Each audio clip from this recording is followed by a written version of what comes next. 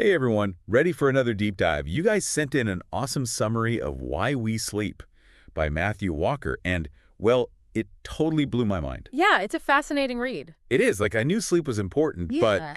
I had no idea how crucial it actually is and what happens when we don't get enough. It's pretty wild, right? It is, like, did you know that two different systems in our brains are constantly battling it out for control of our sleep?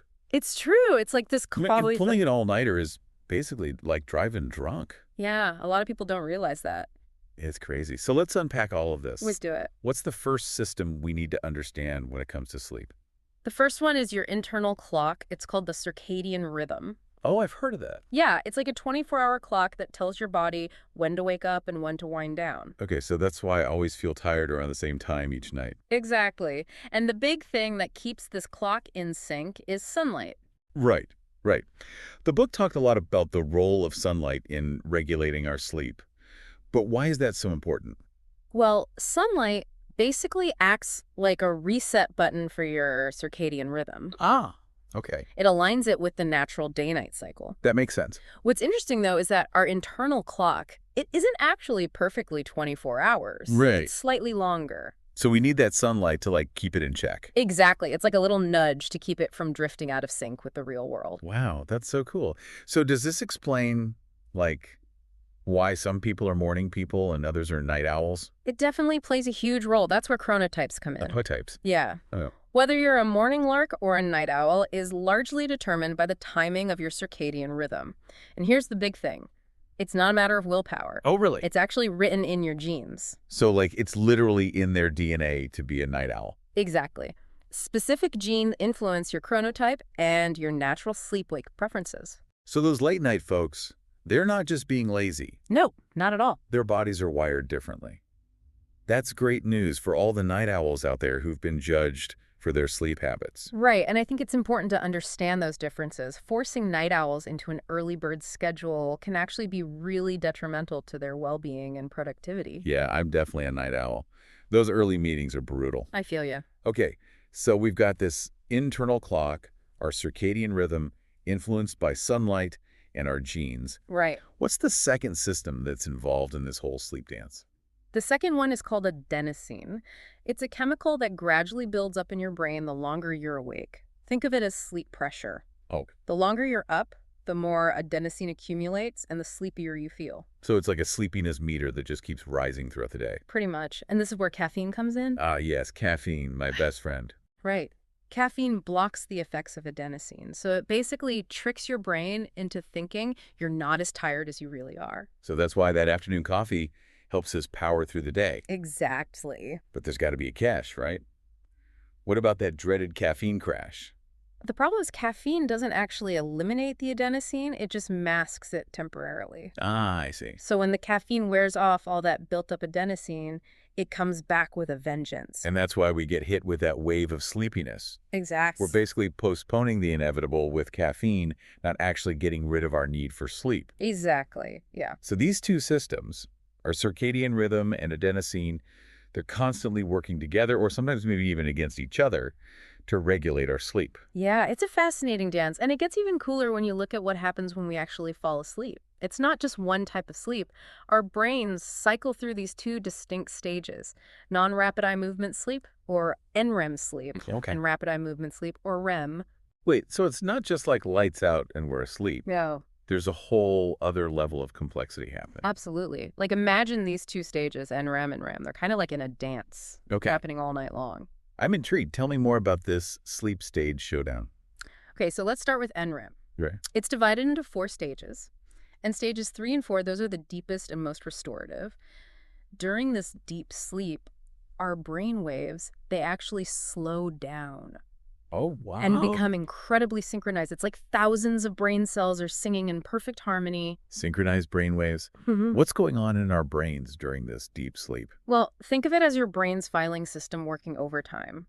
NREM sleep is when our brains are processing and consolidating all the information that we encounter during the day. It's like taking all these scattered notes and experiences and then neatly organizing them into their proper folders. So NREM sleep is all about bringing order to the chaos of our daily lives. Exactly. It's essential for memory consolidation, learning, and even physical repair. This is when our bodies release growth hormone, repair tissues, build up the immune system. Wow, so much is happening when we're seemingly just lying there Yeah, I unconscious. know, right? But what about REM sleep? That's when the dreaming happens. That's right. REM sleep is when things get really wild. Our brains become incredibly active during this stage, almost as if we're awake.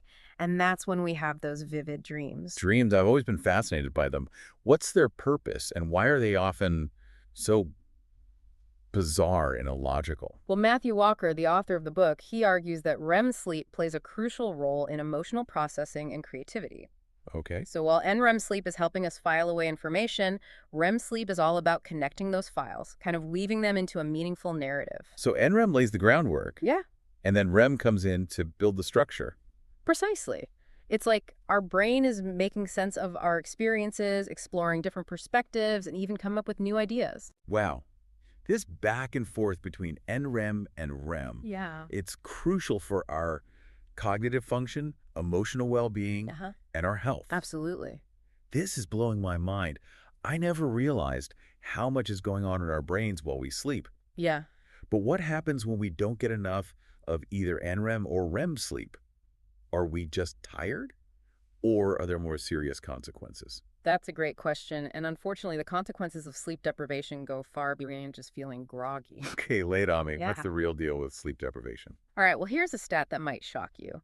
Staying awake for just 19 hours straight reduces your cognitive performance to the same level as someone who's legally drunk. No way, seriously. That's kind of scary. It is. It really highlights just how essential sleep is for our cognitive function. Yeah. And this impairment becomes even more concerning when you consider activities like driving. Oh, yeah. I have to admit, I've definitely driven when I was probably too tired, Mhm. especially like on long road trips or after a late night. Right. But now I'm rethinking my choices for sure. Yeah, it's a risk a lot of us take, right? Mm. But according to the AAA Foundation for Traffic Safety, drowsy driving is actually responsible for a staggering 1.2 million accidents every year in the U.S. 1.2 million. I had no idea it was that common. That's one accident every 30 seconds. Every 30 seconds. Wow. And what makes drowsy driving even more dangerous than drunk driving is this phenomenon called microsleeps. Microsleeps, what are those? They're these brief, involuntary lapses into sleep Okay. that can last just a few seconds, but during that time, you actually become completely unconscious. So like our brains just shut down for a moment without any warning. It's pretty scary, right? That is scary. Imagine that happening while you're behind the wheel, even for a few seconds. The consequences could be devastating. This is making me realize just how seriously we need to take sleep. It's not just about feeling rested.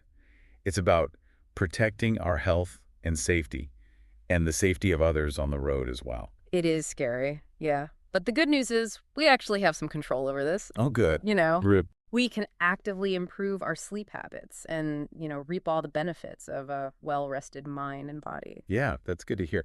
So what can we actually do to get better sleep? What are the insider tips from the book?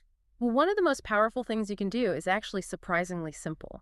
Okay. Stick to a regular sleep schedule, Oh, even on the weekends. really? Even when we're tempted to stay up late Yeah. or sleep in? It's important. Consistency is key. Okay. It helps regulate your circadian rhythm, Okay. keeps those sleep-wake hormones in check. Got it. So what else? Another important tip is to avoid caffeine and alcohol before bed. Ah, yeah. Caffeine, we talked about, it blocks those sleep signals. Right. And while alcohol might make you feel drowsy at first, Mm-hmm. it actually disrupts your sleep cycles later in the night. So those nightcaps might not be as helpful as we think? Right, exactly. What about creating a relaxing bedtime routine? I've heard that can make a big difference. It definitely can. A relaxing bedtime routine is really helpful because it signals to your body that it's time to wind down. Okay. This could include things like taking a warm bath, reading a book, listening to calming music. The key, though, is to avoid screen time, Right. an hour or two before bed. Yeah, the blue light Right. messes with you. The blue light that's emitted from devices, Uh-huh. it can interfere with melatonin production. Speaking of melatonin, I've heard a lot about melatonin supplements. Yeah. Do they actually help improve sleep quality? That's actually a pretty common misconception. Oh, really? Yeah. Okay. Melatonin can be useful for shifting our sleep timing. Okay. Like if you're traveling across time zone. Right. Jet lag. Exactly. Mm. But it doesn't actually improve sleep quality. Interesting. It's more about regulating the timing of our circadian rhythm, Okay. not actually improving the depth or the restorative power of our sleep. So melatonin is more like a timing tool Yeah. than a sleep enhancer. Exactly. It's Uh-huh. important to use it carefully and talk to your doctor before you start taking it. This has been such an amazing deep dive into the world of sleep. Yeah. I think for me, one of the biggest takeaways is just how dangerous drowsy driving really is. Mm. It's just as bad, if not worse, than drunk driving. Yeah, a lot of people don't realize that. And I'm definitely going to be way more careful about driving when I'm tired. That's great to hear. Yeah, It's a serious issue, and it's something we all need to be more aware of. for sure.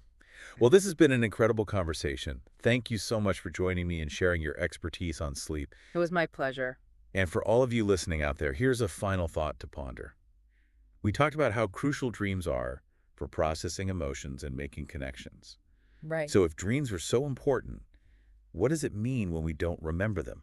Hmm. Are we missing out on a vital part of our cognitive processing? That's a good question. Something to think about as you drift off to sleep tonight. Yeah, definitely something to sleep on. Sweet dreams, everyone. And remember, prioritizing sleep is one of the best things you can do for your health, your well-being, and even your safety. Thanks for joining us on this deep dive into why we sleep.